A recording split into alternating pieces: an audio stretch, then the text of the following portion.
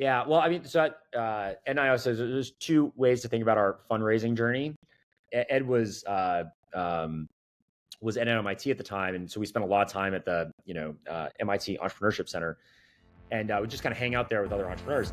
And I remember they were running a program that summer that said, "Hey, you know what? If you're starting a company, we'll give you $20,000." I remember we applied, and they're like, "No, sorry, you're not good enough." Ouch. And so I just went to Ed. I go, "Ed, if we put together a pitch deck and try to raise money, I mean, it's not going to go better." Right.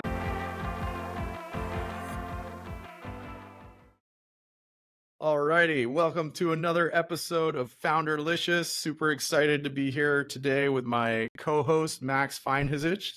Hey, everyone. And we are very excited that we've got Andrew Bialecki here today with us, co-founder and CEO of Klaviyo. And Klaviyo is a data-powered marketing automation tool used by over 100,000 people. What's the number up to now, Andrew? Thanks for having me, guys. I think we're at, I don't know, it's like 140, 150,000, something like that.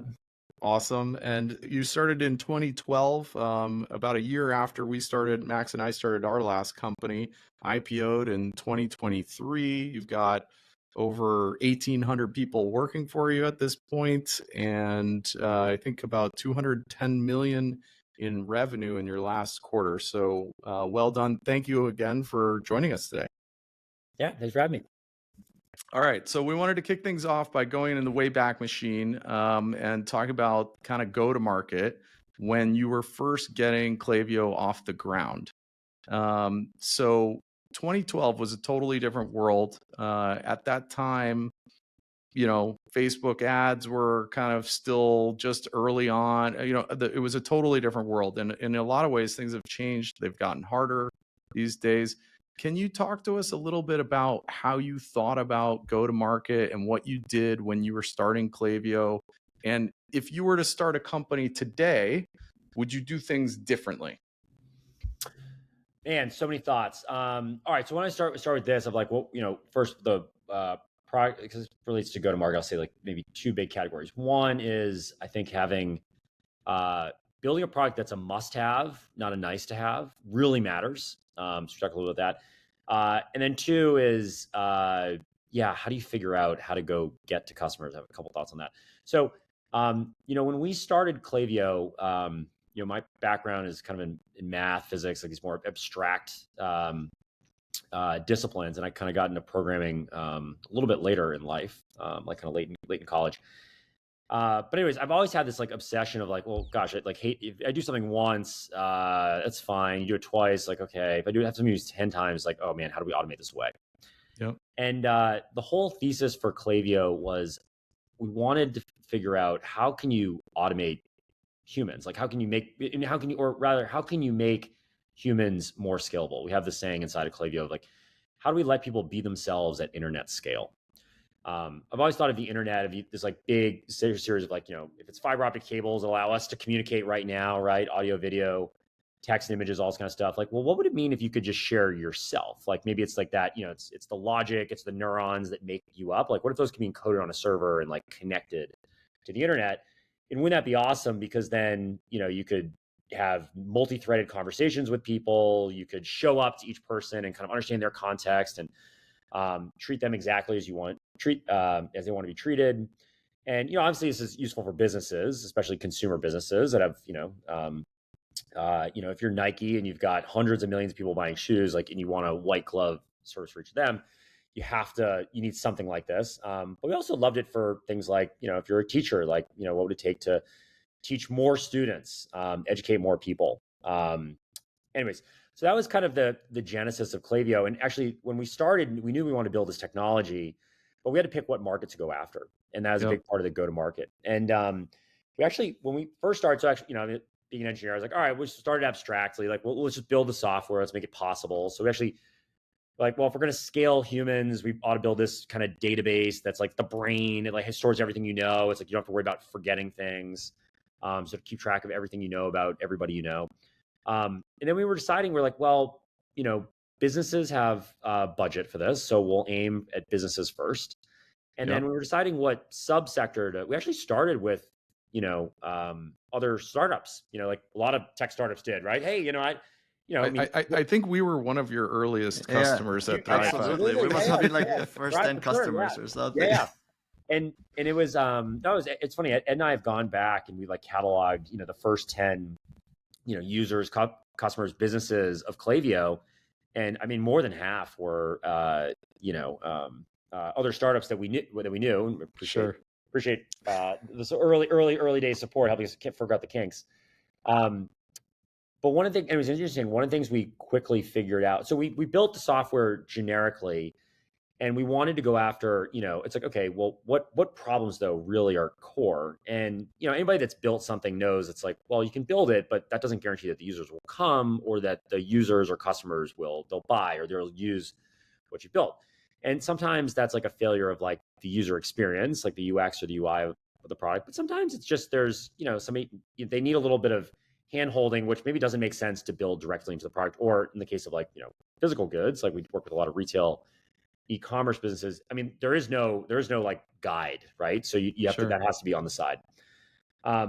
Anyways, so the first part on go-to-market is we wanted to go after use cases that we felt were super important. And, for any business, sales and revenue is kind of as close as you can get to value. You try to correlate everything back to that. So we pretty quickly figured out that whether if it was a software company, helping somebody, get people to use their products that would cause them to convert into, say, actual paying customers, or for retail businesses, if you could help customers find the right product and buy it, and you could measure that, then that was super valuable. Yeah. So Ed and I had this point of view that we didn't want Klaviyo to have to, it should sell itself. Like we want to make the sales, we want to make it like almost an IQ test that you should buy our product. It's so obvious that it's going to be accretive to your business.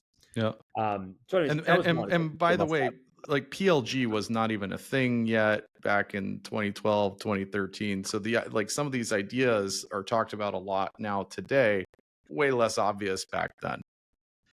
Yeah. It's interesting. Like it was, people over the years have said like, man, you all like were pretty early to that train. There were a couple companies that were good at this, but you're right. Adam, like it was early. I remember talking with like the Dropbox team, and I mean, Dropbox was a very PLG driven. Sure. Wow, this is incredible. Look at how many users they're getting. And it always, one of the things that always stuck out to me was, if you looked at products that we all use, like say Google for search, or, at the time it was Facebook, and now it might be Instagram or other social networks. But I was always wowed by how fast they grew and how much of it was viral growth. And it was, I mean, you kind of looked like your customers, or your users in that case, I mean, they would just spread through word of mouth. So Ed and I had this perspective that if you just really wowed your initial customers and users, I mean, they literally would be your kind of external marketeers or Salesforce. I mean, they would tell other people. And that was kind of the best marketing you could get. And the best part was, every time you doubled the number of customers you had, like it literally doubled the kind of, number of people that they would pull in. Yeah. So anyways, when we, so I think, lesson for us, number one was, go after where there's real pain, and go for the pill, not the vitamin. Yeah. And a small example of that for us is, after we built this kind of database and the kind of brain for business, and we asked people like, okay, well, what are you using it for? Because people were like, at the time, we're kind of using it for analytics and querying and, customer segmentation. And we heard the first thing people said was, well, hey, I'm exporting a lot of this stuff and using it to do marketing. And we said, okay, cool. We're like, well, what kind? And they said, oh, well, I'm importing it into, XYZ, email newsletter platform or marketing automation tool or whatever. And so we said, oh, that's great. Well, do you like that product? And they said, like, well, not really. I mean, it's okay. And we said, like, well, what don't you like about it? And it was interesting. They said, it's like, well, it's really hard to do personalization. And we said, okay, I think we can help with that. And they said, it's really hard to measure anything beyond, in the case of, email we started with, anything beyond like an open rate or a click rate. Yep. And another, so a principle we had was, you have to, like, sometimes you have to kind of, dig at or really focus on like, what's the really painful problem that maybe nobody solved well. So in our case, one of the things we did in the first year of Klaviyo, we said, well, we're not only going to just help with storing data, not help you just do messaging, but we're also going to help you measure it. And at the time, nobody was doing that. Yep. It's become more common now, but that actually solved the problem businesses had. And it was a huge selling point because now all of a sudden we didn't have to say like, hey, you can do this kind of ROI kind of thing. Um, so anyways, that was, yeah, that's a little bit, I think a key to finding product market fit I have to tell folks is like, you have to go make sure what you're solving is like really a core problem and not, a nice to have. And that's sometimes can be a tough thing to hear as a founder. It's like, oh, am I building a must have? Like you can get really excited about, try to have a pretty big, be pretty cynical about our own products and like, hey, how important is this really? And when people start saying, no, this is really matters, that you've probably gotten there. And now you just have to go find more customers. Yeah. Now that's on the product side, and it spills over into the go-to-market fit, right? Figuring out those first channels. But how did you think about some of that stuff in terms of, because SEO was hot back then, inbound marketing was kind of cool, but you guys also went into an area that people weren't spending as much time on in the app ecosystems, and maybe talk about that a little bit. And 2024 is different, right? So like if you were starting something today, how would you do it differently? I think some of that product market fit, that's timeless advice. Like I wouldn't change any of that today. But some of the go to market stuff I probably would do differently. I'm curious your thoughts on that. Definitely. So when I think the kind of basic truism of like, let's say if you're building a software product, if you're building for kind of at scale, either kind of a prosumer market or SMBs, a lot of folks would focus on how do I do digital demand gen? So that could be SEO, could be, SEM, search engine marketing, or other like paid advertising. And I think if you go polled, 20 companies that are in that space, you'd find almost all of them are like, yeah, that's the primary lever that I've got, right? There'll be a couple, but like that's kind of the default. And obviously, if you're a more enterprise-oriented software company, everybody there says, okay, well, I'm just going to go find named accounts and I'm gonna call them up, right? Or I'm gonna email them, or I'm gonna go meet them. And so again, that's kind of a default. When we started, I think one of the things we felt like was like, well, if everybody's doing that, how are you going to stand out? I mean, there's sort of no arbitrage there. Yep. CEO I learned a lot from, David Cancel. He once said, he's like, look, Andrew, like a lot of good marketing is just, it's arbitrage. Like you have to kind of go where other people aren't, or you have to have some strength that everybody else doesn't have. And that was great advice. Yeah. So when we started, one of the things we spent some time mapping out, we said like, okay, well, once you figure out who your customer is, we said, okay, well, like literally, where do they hang out? In real life, like on the internet. And we started to come up with strategies that were like, what's our unfair advantage? Something we can offer that others will have a hard time doing. And that is also really matters to customers. So when we first started, one of the things we did was, because we were really good, Ed and I were really good product builders. We're like, well, actually, we can just give away products. And this was not just like having a kind of a freemium model, but one of the things that actually got us a lot of signups in the early days is when we got into marketing, we built this, email editor, which at the time, drag and drop email editors weren't a thing. So we said, oh, well, hey, like, how about we'll just put this editor on the internet and like let people, and then, and hey, maybe they'll decide that they'll want to use us to actually send that content and they can learn about us. And that actually worked great. We had thousands and thousands of people, that would just sign up just for that. So this idea of like kind of free products, or these kind of like, teaser product that you can start with, we thought was a great idea. It's a good way to build like a little bit of like, hey, give something away for free. Somebody gets like, okay, these guys know what they're, these folks know what they're doing. So we started that. So that was one strategy. Andrew, you want a fun story? After Yeah. we got acquired, the company that bought us, pretty large company, they're probably doing like 30, 40 million when we got acquired, and they were using your free editor for every email on the service side of the business. So it always, Ed and I used to argue about this, and we never had very good telemetry on this, but like, we were like, does this actually, does any of this actually convert? Anyways, I've always felt like, if you're an engineer, you should give a little bit of your product away for free, just, like pay for it. That's awesome. So we did that. That actually worked okay. The things that worked best, like you were talking about, Adam. So one, we really focused on virality. We believe that was a thing. Yeah. The second was partnerships. If you were a database company, like we thought of ourselves, you're like, well, a database is no good if it doesn't have any data in it. Yep. So we literally made a list of all these different software, all these different industries and where we thought those, industries, like what were the SaaS platforms that stored that data.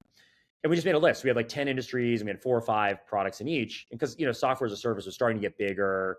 And we also made a list of like kind of open source or stuff that you can run in your own data center. And we came up with this strategy of let's just build connectors into all of those businesses. And it's a good example of this back to like do the things that customers like want you to do that like kind of are not fun, but they're. So we looked at this as, hey, we need to build kind of like at the time we thought of it as a little bit like a if this then that or Zapier. Like we have to build those connectors. Yeah. I remember even talking to like the Zapier team and being like, hey, how do you guys do this at scale? Because we need to do the same thing, right? And we weren't competing with them, but we're like, we need these connectors that will pull data in. It turned out that was a massive, like this is a good example of where it was kind of product, but it was a massive differentiator. Because what ended up happening was we said, hey, we're going to build this little product piece, but then we're going to go to these companies. And my bet is they get customers that come to them. And I can use Shopify as an example. Hey, I've got all this retail data. It's like, it's in this system. I want to use it in these other products. Like, hey, Shopify, like what do you guys like for doing marketing? And we thought it's like, Bill, that's got to be a real pain point. I'm sure like, somebody in customer support gets that question all the time. And what if we just had a great answer?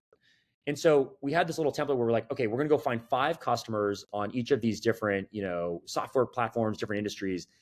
And, and we're just going to we're going to find 5 customers and just make sure they love us. And then we're going to go to those companies and say, okay, look what we did. Yeah. And we felt like if we could wow them, they're like, oh, that solves a huge pain point for us. And what was great is, there were a couple companies, it was fascinating looking at, there were some companies that kind of, were very ecosystem or kind of developer first. I think obviously Shopify fits that mold. Yep. And there were a bunch of others, right? I mean, Stripe was very similar. Salesforce is actually pretty similar too. And we went to all of them and said, hey, we built this. What do you think? And what was great was a lot of those folks said, oh, this is awesome. Like, let's integrate. And some were just, we're kind of more ready for us to show up at the door and say, here's what we got. Yeah. And and we felt like that just gave you access to, well, here's now, the beauty of software as a service was there's all these people that have standardized on these, on these other platforms. If you could, sort of work with one of them, you could get access to tens of thousands or hundreds of thousands or millions of businesses kind of all at once. And so that became another really big, part of how we thought about go to market, getting discovered.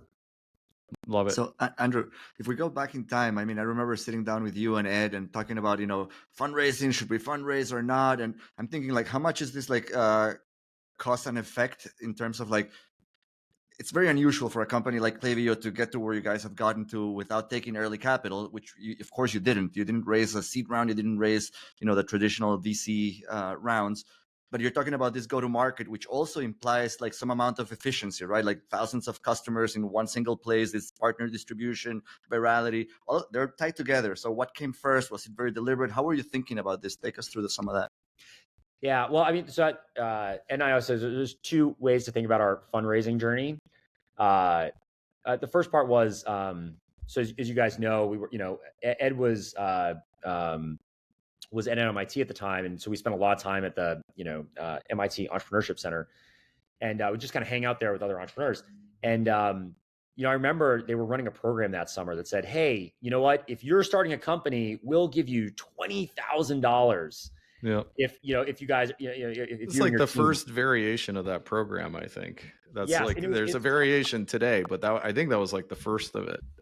Oh, well, I think it was the first year, right? Because I remember, talking about that. But I'll tell you, so Ed and I applied. Like, first of all, we definitely had the best attendance record of anybody at that, little like at that space. So I was like, okay, well, that's got to go. That's got to be looked good on our scorecard. And we had a couple customers. So I was like, okay, we got a little bit of product market fit.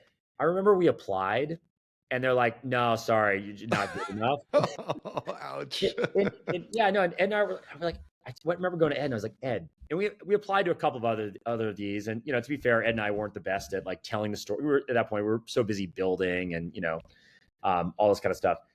we applied to a couple of other those because you're right, Max. Like a couple of the other like venture capital firms were running these similar kinds of a little bit to do like discovery of who could be an investable company, and we got none of them. No. And so we're like, man, we're like over 3 or 4 here. That's gonna like hurt. $20K, which at the time would have like paid our server bills for like a year, right? So we're like, wow, that's a lot of money. And so I just went to Ed. I go, Ed, if we like put together a pitch deck and try to raise money, I mean, it's not going to go better. Right.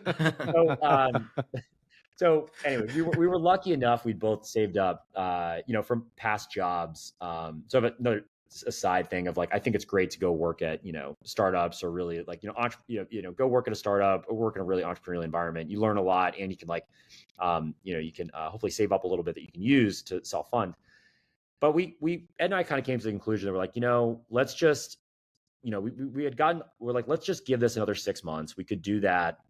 We're fortunate that we could do that. And, I bet if we'll either get to enough traction that if we want to, go try to raise around, we can, or we'll just say there's not a there, and we can go back to, and so, yeah, I mean, that's honestly like, sometimes I tell folks, I mean, this part's also true. Like, we both came from, backgrounds with like small businesses in our families, in our friends. And we felt like it's, software was a bit unique. Everywhere else, if you want to go open a restaurant, you don't just get to lose money for 5 years and then hopefully make it. I mean, you have to generate a profit year one. So we kind of felt like, software should be possible too. So we kind of challenged ourselves, a little bit to like, let's go figure that out. But some of it was challenging ourselves and some of it was a little bit like people telling us, hey, not yet. Getting signals. And can you talk more about the your mental state? I mean, during those early years, I don't know exactly. I mean, I think it was 3 years until you raised $1.5 million, and I can't remember how long it was that it was just the two of you, but it was a while. And so you're banging your heads against the wall. Obviously you were making progress, but was it stressful, or did you say no after 6 months, I knew this was going to be successful, it just was going to take time? Like, what was it like back then? Yeah.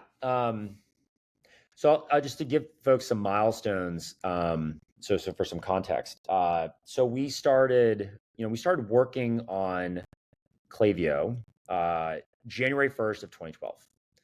December 31st, I said, Ed, tomorrow I'm going to show up and we're going to, maybe it's January 2nd if the office was closed or whatever. I'm going to show up and like we're going to start working on things.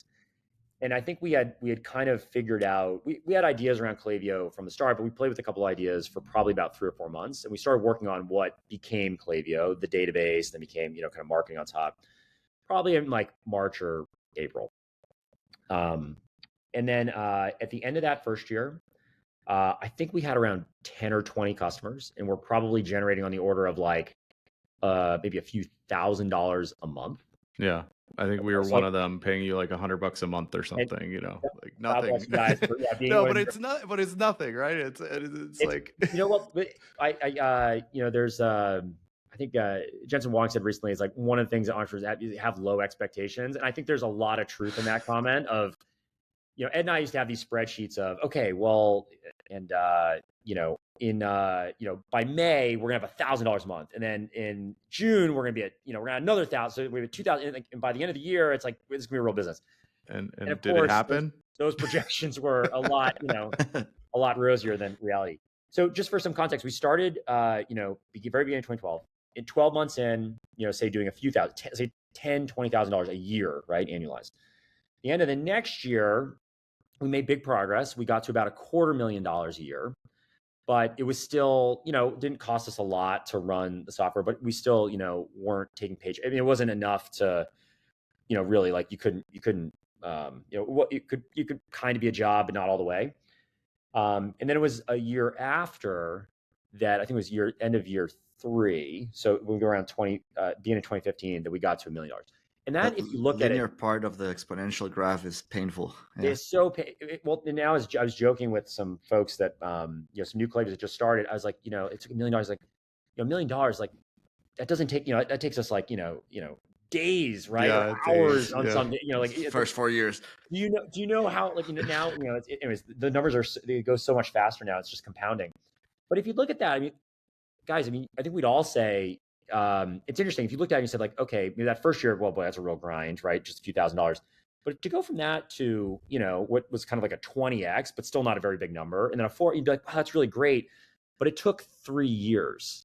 Yeah. And, as Adam, as you're saying, like, we started hiring about 2.5 years in that summer of 2014.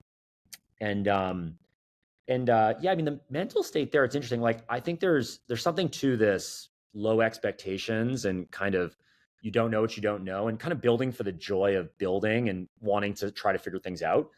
I think Ed and I have talked about, if we had to do it again, and I can't remember what Ed's answer is, but it's very fun, but knowing what it takes and how slow it is. And at the time it's kind of fun because you're learning so much stuff about, how do you build products? How do you go to market? Like what is finance, right? Like, all these, what's an office? How do you get office space?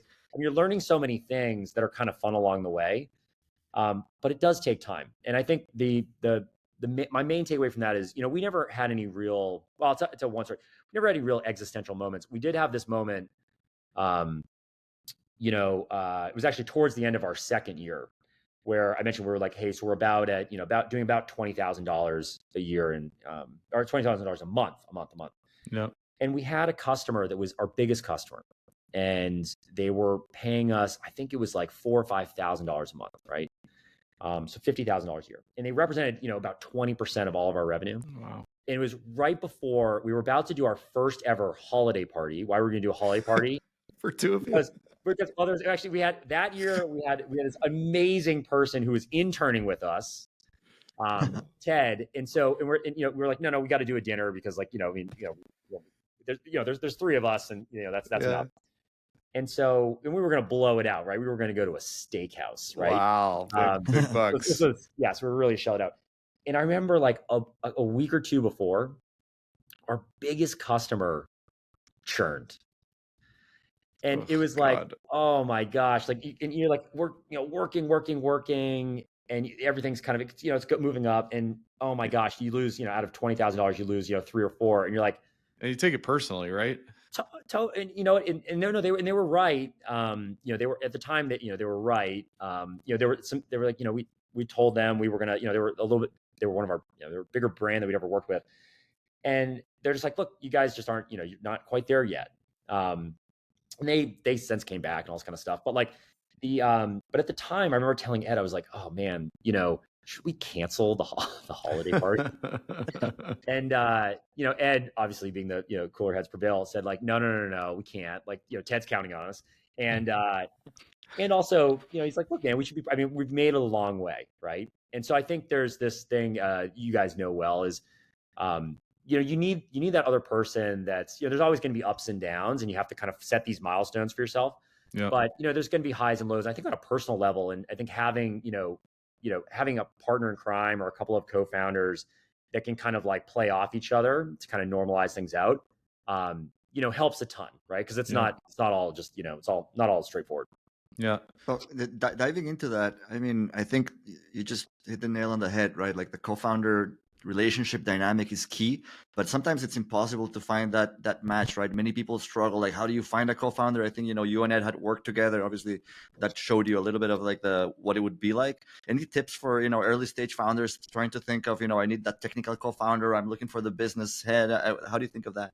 Yeah, that's great. So I think that's it, Max. Is like so Ed and I met out of school. Ed had gotten to the company I was at a few years before me, but we met out of school, and like I got to spend some time both working together. So at a software company, and then just kind of socialize. Like we'd hang out on the weekends and stuff like that. Like Ed took a bunch of us camping once, and I was like, wow, Ed is like really. He's very organized. Like he can put together, set up a tent really well. Like I was like, man, this is a guy that's all the important stuff in a pinch, right? Yeah, he's going to know his stuff, right? And and he's fun. He's got some good jokes. Anyway, so I always think that like, yeah, I think what's really hard about finding I think the kind of split of like figuring out your division of labor, I think is really good. And there's no right answer there. Like you can have 2 technical folks. You can have somebody that's more business minded, more technical. I think if you're doing software, one thing I tell folks is like, you do need somebody that is technical. Like, so, you should find that person ASAP, and you should treat them like like as a co-founder. But one of the best pieces of advice I give to folks is like, if you want to start a company, but maybe you're not sure what the idea is or you don't know the people yet, I like strongly recommend go to a startup with people that you really think are great, that you can learn a lot from, or go to a company where you feel like you can learn a lot, because it's kind of does this, you get to do a couple things all at once. The first is, I mean, one, you get paid, so that's good. So like that can help you bank up some things if you want to try to extend your personal runway. But the second is, I mean, hopefully you'll learn from that business a little bit, like how businesses get built. And the third is you'll meet other great people. Yeah. So when I actually, after working with Ed we worked at this software company in Virginia, great company, and then it's funny, that company when I joined, it was about 40 people. It grew to about 200. I said, 200, that is way too big for me. And so I was like, I want to do a really early stage company, and decided to move back to Boston. And I literally asked folks, I said, just tell me who the best entrepreneurs are. And I don't even care what they're working on. I just want to work with people that like just really know what they're doing. And I don't care if they're successful or they fail. I just want to learn from them. And so I joined a startup to do exactly that. And I love that. that was with David Cancel, right? That was with David and Elias and the Performable crew that then got acquired into HubSpot, and and HubSpot's done amazing things. Great Boston Pillar company, and but that it worked on, like, one, you learned a ton. I mean, interesting. There were no co-founders from there, but there probably could have been. The other trick too, the other reason why I recommend this, like, go work at a small company or a company you really think is like great. Not only find co-founders, you'll also find like mentors and then investors. So when actually, Max, bring it back to the fundraising thing, when we actually did finally decide to raise a round, like, I actually just went back to, both those first two companies and the folks that I knew there and said, hey, who do you like?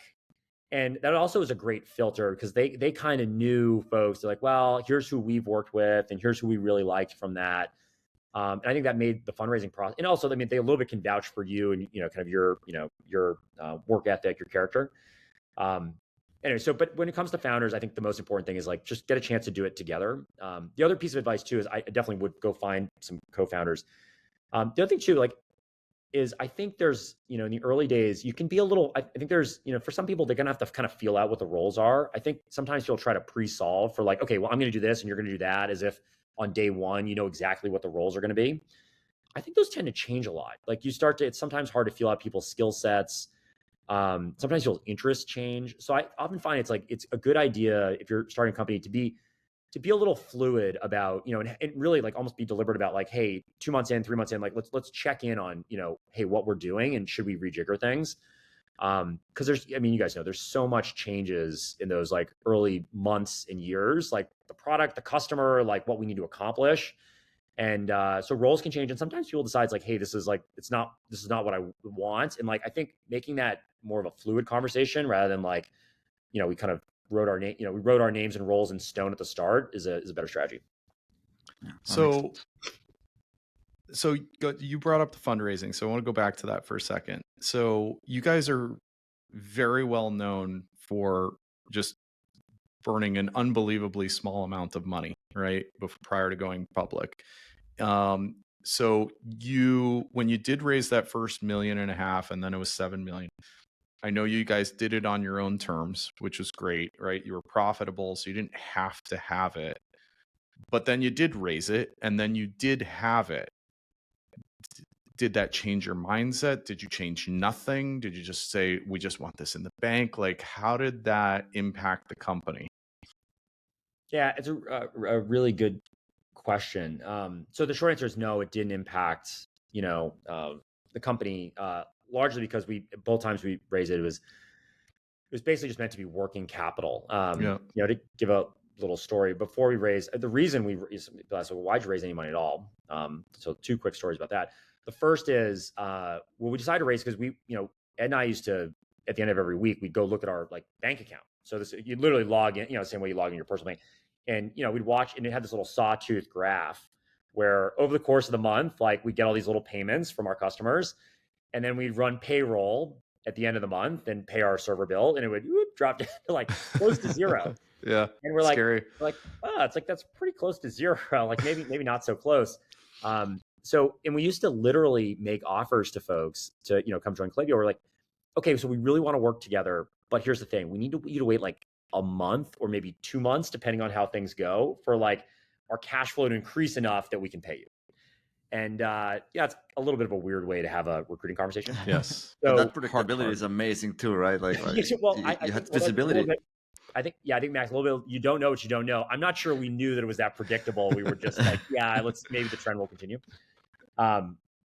So anyways, we raised that literally because we were like tired of the sawtooth, and we're like, what if we could just build a little buffer so there was less sawtoothing? So, but that was basically it, Adam. I mean, other than that, we said like, no, we don't want to change the way we're thinking about things. So you didn't burn any of the $1.5 million substantially, kept it in the bank, and then 7 million, was it the same story? You guys just basically ignored the fact that you had this money, other than you're not going to screw up your payroll? Right. Yeah. So we took that. Actually, it was, so what ended up happening was, we were kind of, we were, I feel like, encouraged, and it was good. It was good encouragement from the folks that we raised from for our seed round. They said like, hey, look, like, We're gonna if put you more want to money take to a work. little more capital, like, Yeah. and little do you know that, like, John Carlin, that was like led our seed investment, was like great guy. He's been like such a mentor and helped me in so many ways. He later told me, he's like, yeah, of course I have a model on how you're going to grow. And like, it's like, I see all sorts of companies. Right. And I can see where this is headed, or where I think it's headed. And we just didn't think that far in the future. Right. We were just like, okay, well, that's fine. So, but we always felt like, just having a little bit more cushion was probably a good thing. I mean, in retrospect, like, the other story I'll tell you about our first fundraising, when you're profitable, we weren't really that worried about the extra cash. There was no burn. So the other mistake that we made, that I made, not Ed and I made, was when we did our seed round of 1.5 million, you think most people, Adam's like, all right, awesome. So like, you're going to wire it tomorrow, right? Yeah. Well, I was like, well, we're not really in a rush. So, if you don't want to wire it for a few months, like, that's fine. And that's actually turned out they were like in between funds or whatever. And so it's like, oh yeah, that's good for us. So that's kind of a fun. And you'll redo the valuation based on where we are in a few months, right? Right. Yeah. Totally. So you realize, you're like, okay, so part of the point is, right, like, time to capital and this kind of stuff. So anyways, I think there's, one of the important parts for us culturally was, I really did look at software businesses, and a lot of them, they're 50% margin, 80% margin. They're high margin businesses. And so if you think about where the costs go, it's usually to two things. One, it's like, is it hard to build products, like to, engineer it? And, because Ed and I were both technical and very product oriented, we just believed really in very high bandwidth engineers and product folks. And I think we set a culture of like, I think Ed said once, he's like, man, Andrew, I feel like, what we're doing, with our very small, like by number of people, engineering and product team, is, I feel like we're doing what, companies that are 5 or 10 times the size are doing. And we really believe that was true. And like, we believe that was because of the quality, the talents of the folks that came to Klaviyo, and just how we worked, right? Just setting a pace. So that's one place. And the other was like cost of acquiring customers, as you guys know. And so we felt like, we always believed that even if it took longer, if you were clever about go where your customers are, that sort of nobody else is, efficient customer acquisition, was possible. And so because we had those two things, we constantly, we keep reinvesting as we grew. So we'd bring on more folks to build, and, we started to grow out a sales team.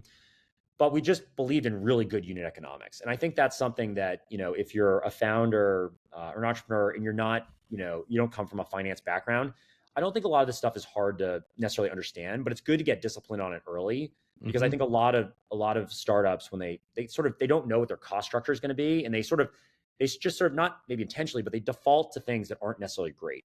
And if they really focused on, efficiency even early on, it actually would give them a lot more runway and a lot more opportunities to experiment, to build, right? And then ultimately, like, it just helps you get further with the incremental dollar. I think a lot of companies are doing this now, but I don't know that was like as much, in the 2010s, that was as much in vogue. No, it wasn't in vogue. And I think I recently looked, though, and sort of before that 2010 era, there were a number of companies that were started that sort of were under the radar, possibly because they weren't raising a ton of VC until they got really big. But I was surprised there are quite a few big tech companies in Boston that did not raise a lot of venture capital, or at least didn't burn a lot of VC. So, Simply Safe, Wayfair, Car Gurus, TripAdvisor, you guys, ButcherBox. So it seems like the companies that chose to go that path have, as long as obviously they had something going on, but they have an outsized chance of success from what you might be led to believe. Yeah. One that I'll say that, like a company that I've long admired is Microsoft. You go study their financials from the 80s. They're a little bit hard to find, but they exist. They're on the internet.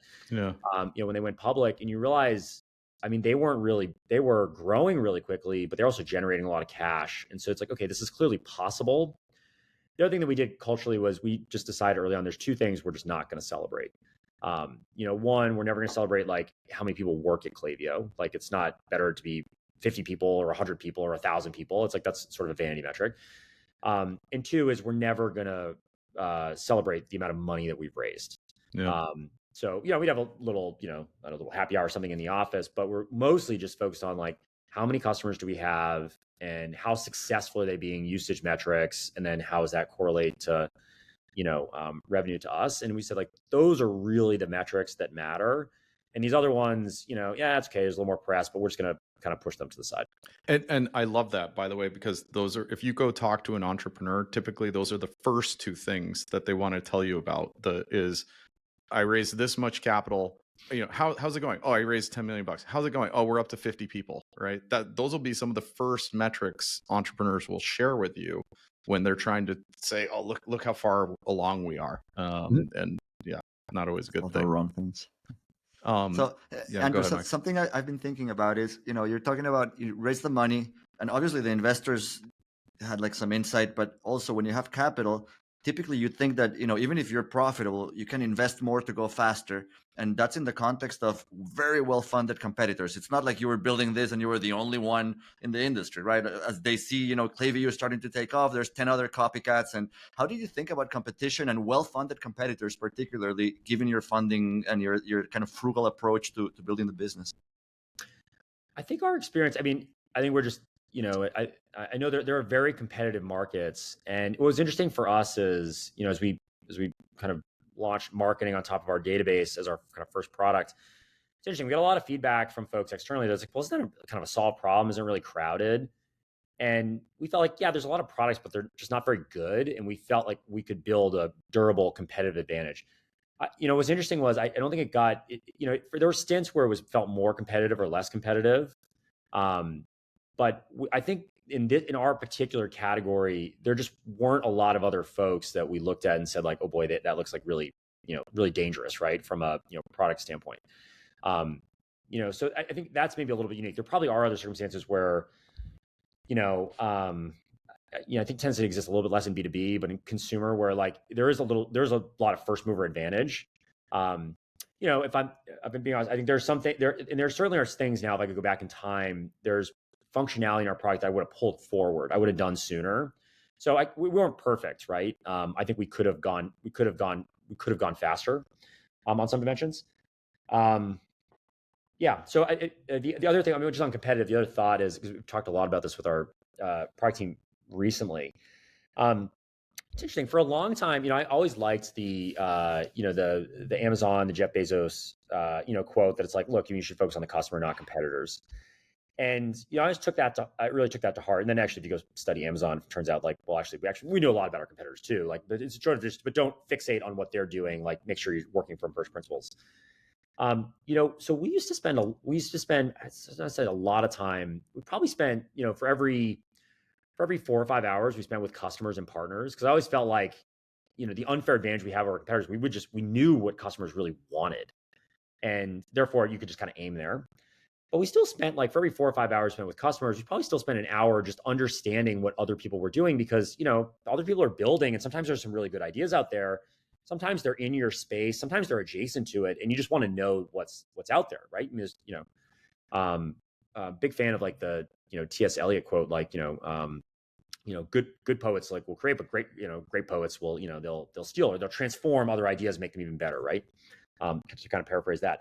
So we would kind of look around at what else was going on, and we'd always merge in, what are the other cool things we see that are out there, but then with like our, really what we heard from customers and partners. And yeah, so I mean, we learned some from others that I thought that was interesting. And we now actually, as a product team, actually one of the skills we're trying to build more in is we've actually, I think in some ways, we've gotten very like almost like too customer focused, where we weren't even looking sometimes at what else was going on, which is great for focus. Like you really never worry about just following on with other folks. But I think then I think we've actually, one of the things we've started to do is just like study more what the rest of the market is doing. Folks. And sometimes that's not even, I think the other thing, we try to use the word alternative instead of competitor. And then we encourage, everybody in our product teams, or anybody that's doing products, I encourage people to just be super product curious. So we talk about like, just, are you using a lot of products? Like back in the day when we launched, it was still kind of Hacker News was where things got launched. And so I was like, just what have you seen recently that you like? So that's actually one of my favorite interview questions for, folks in product marketing or product is just tell me about some products. It doesn't matter if they're in our category or not, that you just have seen recently that you think are really interesting. And what did you learn from them that you might want to borrow or be inspired by for us? So yeah, I think that like kind of 4 parts, customer partner, 1 part just studying the market is a pretty good ratio. Awesome. I had one other question for you back to the early days that I wanted to ask. So I know you've talked in the past about sort of work-life balance or whatever you want to call it. And, you're pretty upfront about, work through the week. And then, as you laid out your weekend, it was quite full of work. Question is, do you still do that? And do you think that's a requirement, like especially early on when you're starting? So, and just to give another bit of context, we recently had Mike Salguero, founder of ButcherBox, who does the opposite. He works a 4-day work week. So is this more a personal style of yours, or do you think that this is a critical way of, building a big company? Gosh, I think it's if you can do it in, I mean, like one thing, sure, there's no, I've never liked the memes or kind of the posts about like, hey, I worked 100 hours or 120 hours in a week. Like, again, it goes back to these kind of vanity metrics of what does that even mean? Yeah. What did you accomplish? So I've never heard you brag about it. It's just, I do think there's a fair amount of that of just, I work, okay, well, what purpose would you actually do? And it's like, well, I don't know. I just racked up a lot of hours or whatever. So I don't think that helps much. Experiences may vary, but so like I'm very inspired, for example, with like something I share with a lot of folks on our team is like some stuff from like Kobe Bryant, and just by way of analogy, right? And Kobe Bryant had this this mentality is like, well, most professional athletes work out twice a day. And well, I know my advantage is only going to last, Kobe Bryant, like my advantage, it's going to deteriorate over time. I got to take care of my body, but I got to stay in like great shape and just be better. And, he says like, I wasn't the most skilled. Like, I mean, a lot of these things I had to develop, I had to build this talent. And so he said, okay, well, if most people work out twice a day, then I'm going to work out 4 times a day. And it's like, I mean, if you just think about that, that's like, my God, it's a pretty insane schedule. Yep. I had, I think that pretty much mirrors, my mentality, which is if, you may not have, I don't really know if I believe in like raw ability, but like the best way to develop talent is practice, and practice is hard. Learning is hard, and it takes time. There's no way around it. And so, I think the more you do it, you can be successful probably doing less. I probably would ascribe to, it's like, well, I don't know, maybe you could be a little more successful if you spend a little bit more time on it. Anyway, so I've always looked at it as you have to find something you really love doing. And if you love doing it, then the practice and the work doesn't feel so much like a grind. It feels more like it's just, okay, what am I going to discover today? And I think there's something to like leaving it out there all on the, the proverbial fields. That's great. Now, the flip side of that is, another thing we talk a lot about inside of Klaviyo and have since early days is I do think like, burnout, or, I used to play SimCity as a kid. And so I don't know, sometimes the power plants would burn out, but before they burned out, they would brown out. So we talk about at Klaviyo, there's like, if you feel like you're starting to brown out, like where you're having these like rolling outages, because I think we all know when you're like really in the zone and you're really cranking and when you're not, because what we're doing is, it's a lot of like thinking analytical work. So, when you're really high horsepower and when you're kind of like, I'm kind of only going 20, 50% of what I know is possible. I think it's really important to have things that counterbalance that. And that's probably the way I think about organizing my time. And so, when we started Klaviyo, honestly, that was, it was time with friends and family. And so the working all weekend thing, I just don't think, I don't know. I'm not sure it's like mentally healthy. Like I was like, oh yeah, go have fun on a Saturday. There were plenty of Saturday nights where it's like, yeah, I'm going to code through but it was fun. It was like you're building, right? Yeah. And then, so there's friends, family part. And then for me, I've always been a big, runner. And so that's like, it's like sacrosanct. Actually, it's funny if you were to talk to our head of investor relations. So when you go public, one of the things that happens is you have to go do. They talk about this road show where you go meet investors, but actually you end up meeting investors like for months and months and months in advance. So it's actually by the time you actually go public, that road show, it's like you're not meeting really anybody for the first time. So we would go do all these kind of tours, and I had one rule. And the one rule was we cannot start before 9 because I'm going to go outside for an hour, for a jog, for a walk, or something to clear my head. And it's just like, you trust me, that you want this so that like, if we're, it's gonna having be better for everybody. meetings, yeah, you're going to get a way better version. So it was funny. One time we tried to sneak in a meeting at 8, and I was like, oh, no, we can't do that. It was very, very funny moment. But I think having this, I think you have to decide at some point, like, is work, like, is there some purpose? Is there some meaning that it has for you? And in some people there isn't, but obviously I'm a very big believer. It's like, yeah, I'm very proud of what we've built, both built in terms of the products that we've delivered for customers, but also like the people that we've collected, that have come, have been a part of Klaviyo at some point, right? Yeah. Because I'm always like it's amazing. I tell everybody, it's like a company really at the end of the day is just projects and people. It's like the projects you do, and then it's the people you get to meet and you get to know. Yeah. Like the best part for Ed and I is, like, actually, interestingly, like Ed and I have hired very few people that we knew from jobs that we had before. So when I say this, like, you collect all these like relationships, for us, those are all brand new, and it's like stunning the people that you get to meet. Yeah. So I think if that's really fun, then, it's, for some people, it might be 100% of the time. It's not for me. Family, friends, and then just, hobbies matter. But yeah, it's definitely above average, and it's certainly more than like 40 hours a week. Andrew, I had a question. So you've brought up running and, the sports analogy. I know that, growing up, you were like into competitive tennis, something that, a lot of sports kind of athletes, there's the discipline, the work ethic we've just talked about, but then there's like the aspect of the coach. And I think you mentioned mentors twice, in the investor who's been like, kind of helping you throughout the growth path, and in the David Cancel Mafia. Mm-hmm. Is that like a deliberate thing you've seeked in your life from maybe some of the sports background that you have? How do you think of mentors and the role they play? How do you kind of structure that in your career path? And how, if you were younger, looking at, I want to get into entrepreneurship, think about that as well. So I think it's so important. So, I really do. And there's something, being open to feedback, to learning,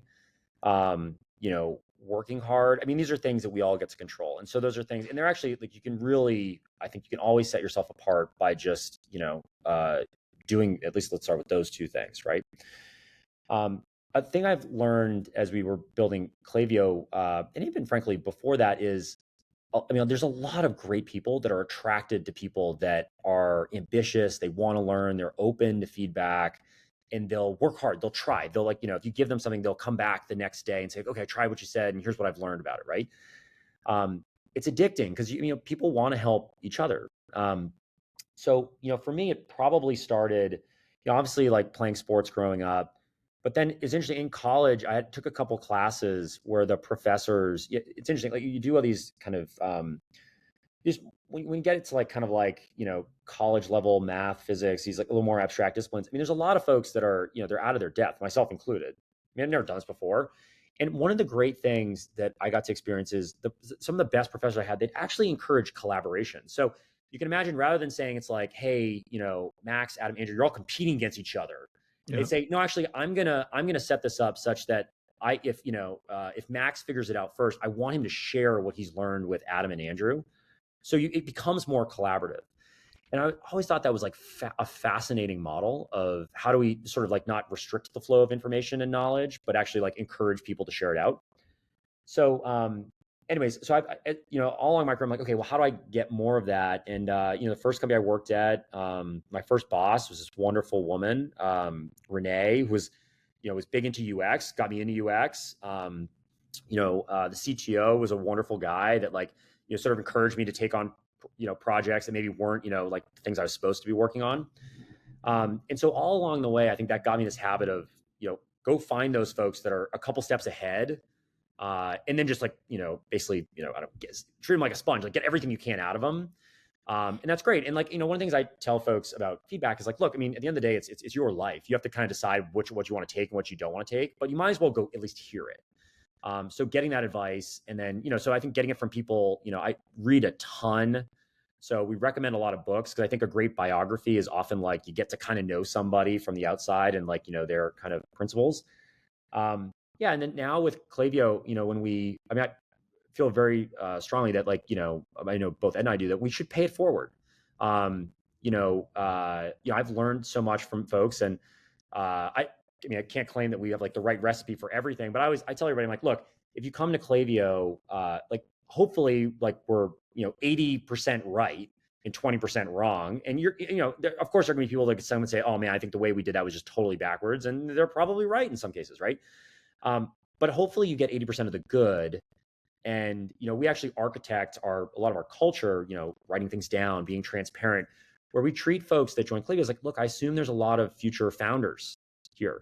CTOs, chief product officers, founders, and like, we're trying to give you all the stuff that we've learned along the way. So while you're working, you get the same experience we did. So, yeah, that's like super important.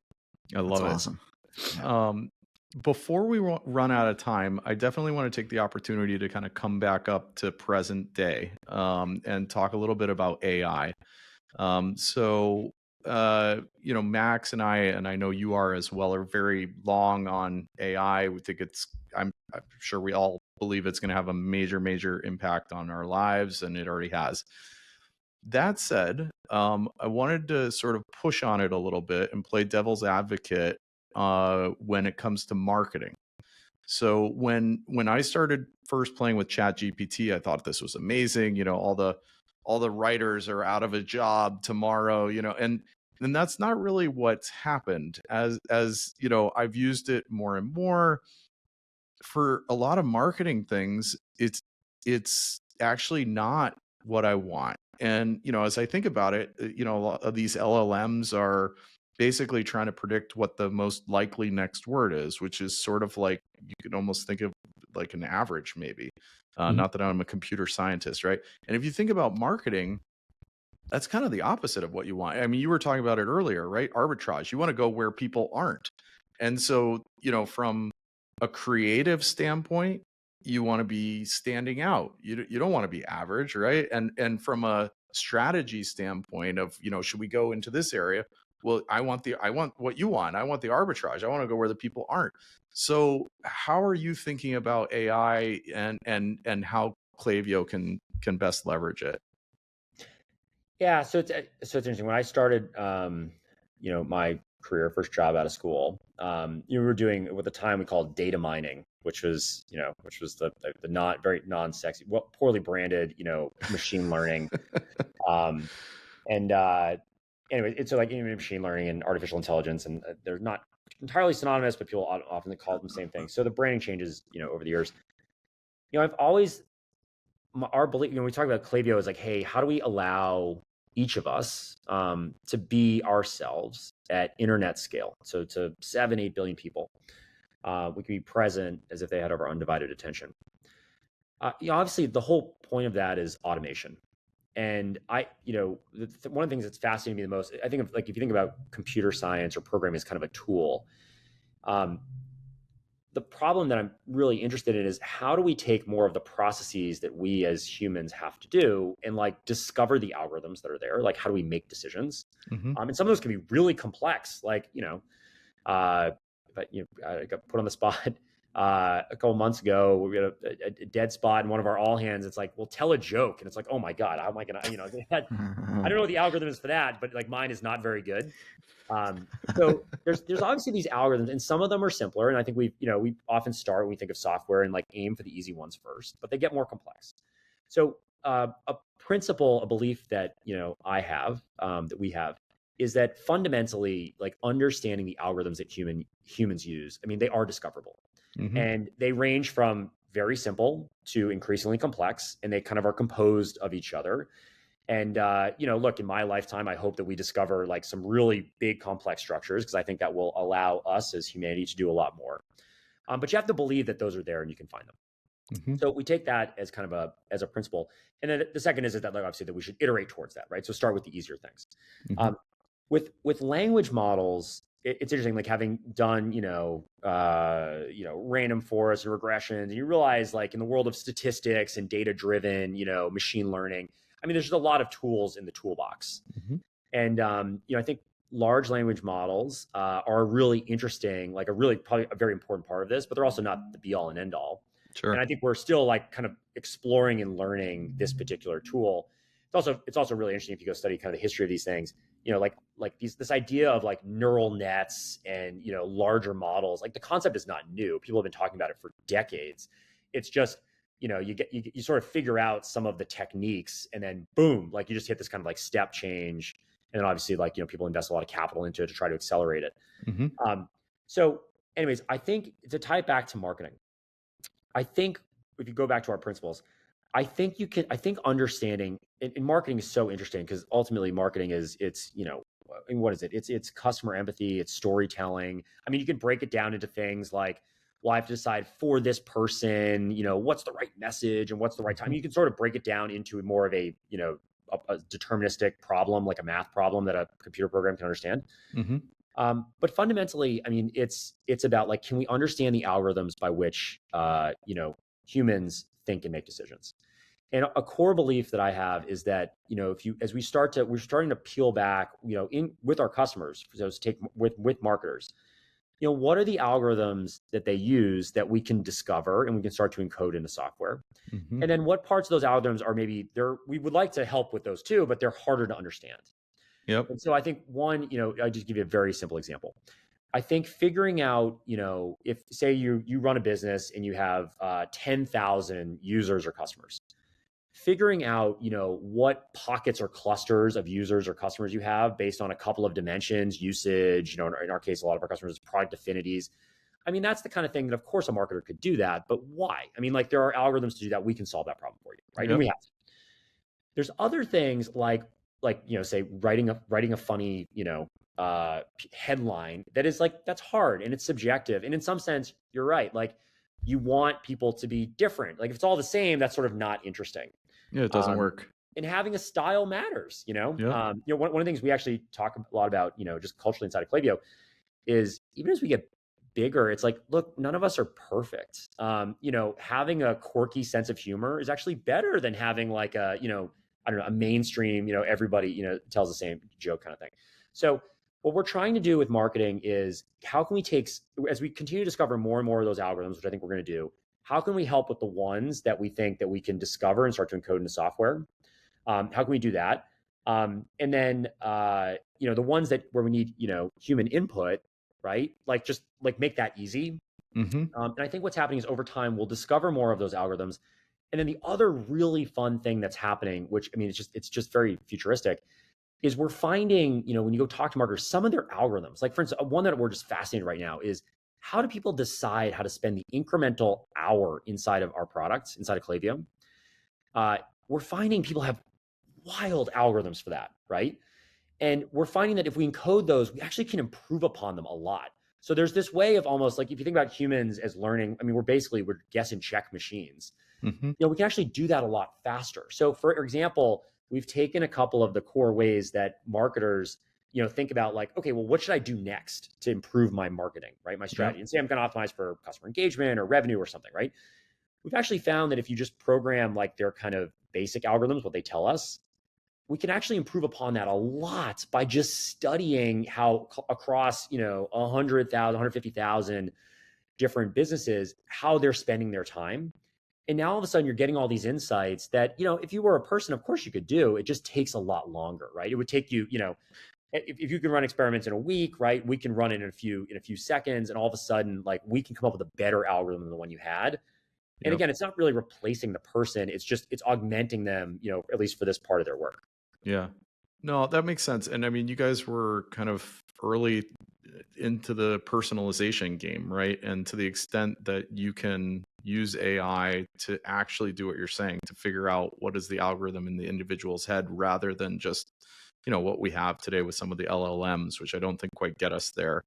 I do think that's pretty interesting. You guys are definitely well positioned with all the data that you have to bring that insight together to possibly solve some of those AI challenges. I think it's going to be pretty interesting.